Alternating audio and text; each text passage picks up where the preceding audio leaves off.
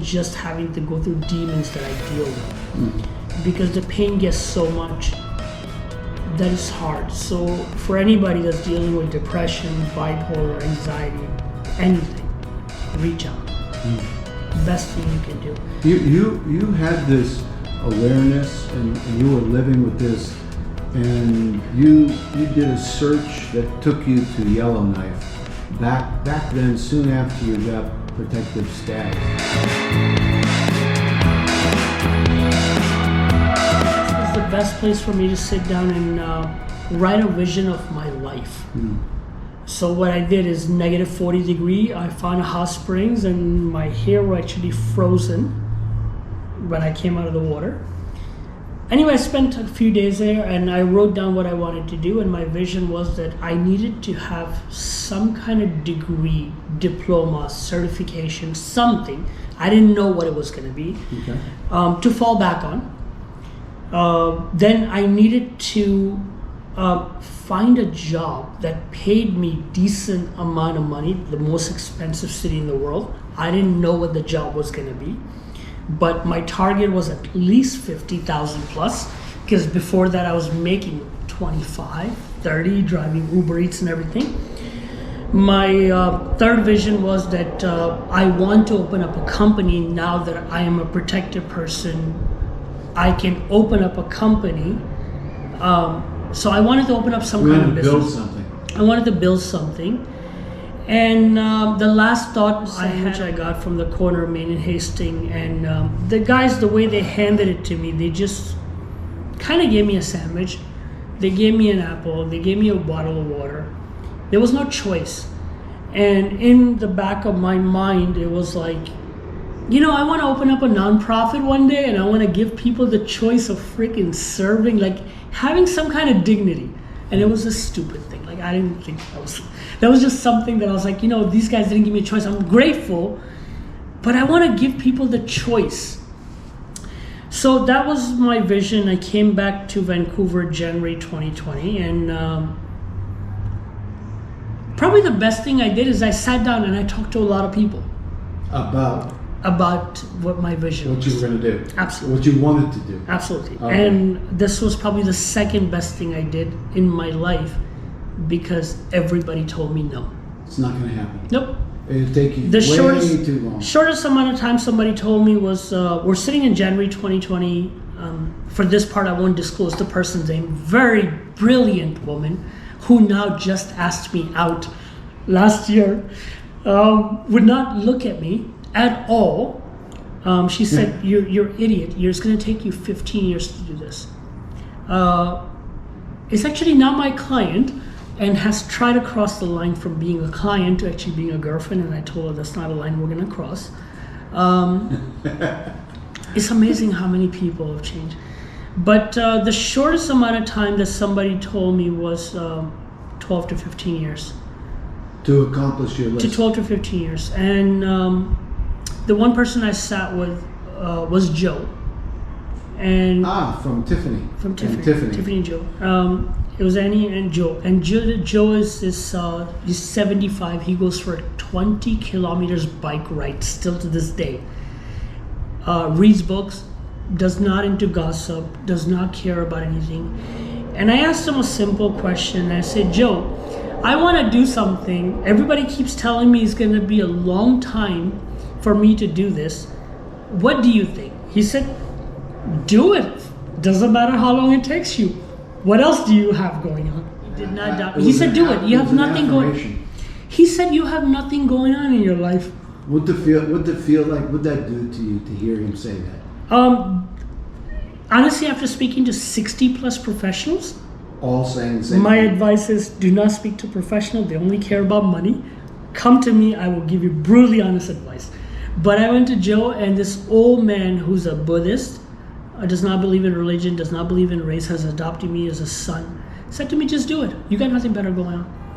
And practical. Because again, what else are you going to do with your life? And January 2020 is when I started. I applied for 9 schools. I got rejected from 7. Okay. finally there was a school that accepted me. I took a small diploma from them. I'm going to leave school's name out just because Sure. I do have a job offer from some of them right now. So absolutely everything I'm saying is, which is funny because the university that actually rejected me has actually just offered me a job offer, and I actually and they rejected me when I applied for them. The number 2 university, when I applied for you guys, you rejected me. Now you give me a job offer. I'm not gonna take it. There's 2 more of you guys. Love you, but family friendly. it's probably I'm scratching my nose. I don't know what you're talking Choose about. another finger. That's better. The whole hand is better. You know, guys, when you're down and under, nobody's there for you. There's an advice that I can give you guys. If somebody comes at you and take genuine interest in you, and is there for you and is giving you love and support and care, do not reject it, because you will be very lucky if that ever comes back to you.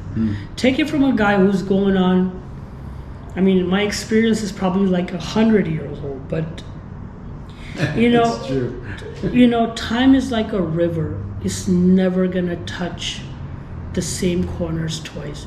So if at this moment in your life you have somebody that's reaching out to you, somebody who loves you, somebody who cares for you, somebody who's there for you, somebody who's really genuinely taking interest in you, do not pass on that, because that time may never come. May never come. But I applied for 9 schools. There was 2 schools that accepted me. I went and took a degree in one school. After I graduated, I took a degree because there was an amazing person that came into my life, who's now saying stuff about me, because obviously we did not end up together. But anyway, she had a medical spa therapy, so I went the route of medical spa therapy. Did not pan out. But what that allowed me to do is that allowed me to get into a position as admission coordinator for Vancouver Career College and CDI College, which I'm very grateful for those 2 colleges. The person that took a gamble on me, Shar and Brandy, amazing people. Regardless of what they say about the college, for me they were amazing people. I started with the Vancouver Career College, which is a sister company with CDI College. I don't know if I got hired as admission coordinator, but anyway, I started in January as an assistant director admission for Vancouver Career College in downtown. This was January 2020. Got promoted to obviously higher level 3 months later. And I was with Vancouver Career College for almost a year and a half. And I met probably 3,000 people at least. I met some of the best contacts at the Vancouver Career College. Again, some people may not speak highly, especially CDIs in the news right now with what's going on, their sister companies and everything like that. Regardless of what they do, for me it was the best experience because I met the most amazing people. 2 of the most amazing people, one was Evan, who walked into Vancouver Career College and became a little brother to me. We talked and everything. He had envisioned, along with his now wife Mackenzie, to start a nonprofit. I don't know how much directions he had or anything like that, but he was lost. And I basically took the role of registering a nonprofit that was their vision, except at that moment they didn't have the credit, the money, the resources and everything like that. So I was actually I was the director of admission for college. I was studying law at my own time. I was working as a part-time job as a security, and I registered a nonprofit during that time. So greatest time. I had the greatest time in Vancouver. I met probably 800 students. I probably helped over 1,500 people get loans. I think about 600 or 700 success stories come out of there. I'm sure you were starting to change lives then.